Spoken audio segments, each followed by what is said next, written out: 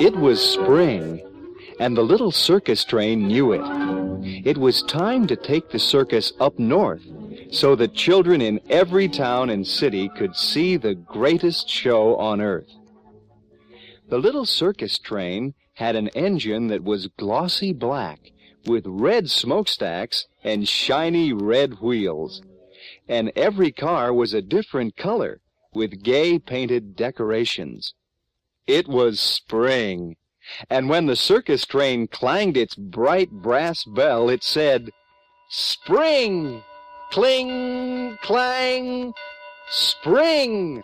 Cling, clang! I'll carry the circus across the land." And elephants in big, heavy cars.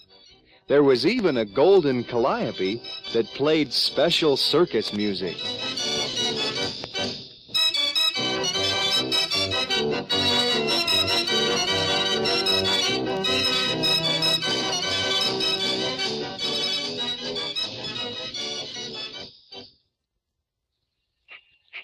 Chuggity-chug went the circus train across the country.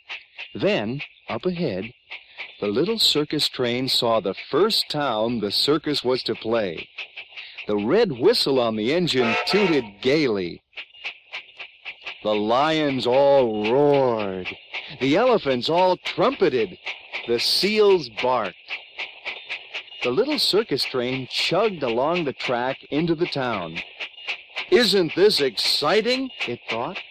"Carrying this wonderful, noisy circus is almost like being the circus myself." In the railroad yard, the train came to a stop. All the circus people piled out of their cars. Big ones, little ones, medium-sized ones were all doing things. The elephants and horses were let out of their cars and began pulling cages and hauling wagons. And before long, there was very little left of the circus train. There it stood, just the engine, some flat platforms on wheels, and a caboose. Now the rest of the circus lined itself up for the parade. The calliope began to play its toodle-dee-doodle-dee-doo music, and the whole parade marched off, leaving the little circus train, or what remained of it, quite deserted. "This is terrible," thought the train. "This is terrible, awful. They have really left me, and now I won't be a part of the circus after all. I won't even get to see the circus." The poor little train tooted its whistle sadly, but nobody heard it. And in every town it was always the same. "I do the hardest work and have none of the fun," thought the little circus train. Then one night, while the train waited sadly in the little town, a gust of wind set its bell ringing.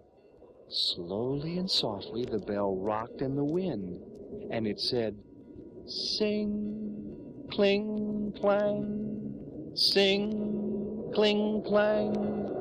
The whistle and I can be the circus band." The little circus train grew so excited at this idea that it gathered all its strength and the little bit of steam left in it. Then it tried to whistle the calliope's circus parade music. But all that came out was a sad little tweet. "Sing, sing, it's spring," clanged the bell as it rocked in the wind. The little circus train tried again. And what do you know? Soft as the calliope when it was blocks away came the whistle. "Doodle-dee-doodle-dee-doo, doodle-dee-doodle-dee-doo." "I can do it," thought the train. "Now they will just have to let me be in the circus parade. They'll just have to." Later, as the little train pulled the circus northward, it was impatient to try its new song. "If the circus boss hears it, he'll just have to let me be in the parade," the train told itself for the umpty-ninth time. It was a very wishy little train. And then, as the circus train approached the next town, a very strange thing happened. Something that had never happened before. There, up ahead on the track, stood a railroad man waving a bright red signal flag. Whoosh! Went the circus train's brakes as it slowed to a stop. Jerk! Rattle! Jerk! Went the cars, slowing down to a stop, too. "What's the matter up there?" yelled the circus boss, running up to the engine. "What's going on?" he asked when he saw the railroad man with the red flag. "Can't bring your train into town," the man said. "There's no railroad yard here." The circus boss's face grew very red. "But what about our parade?" he sputtered. "We always have a parade up the main street." The railroad man shook his head. "Railroad tracks go right spang up the middle of our main street," he said. "Can't have a parade on the railroad tracks, you know."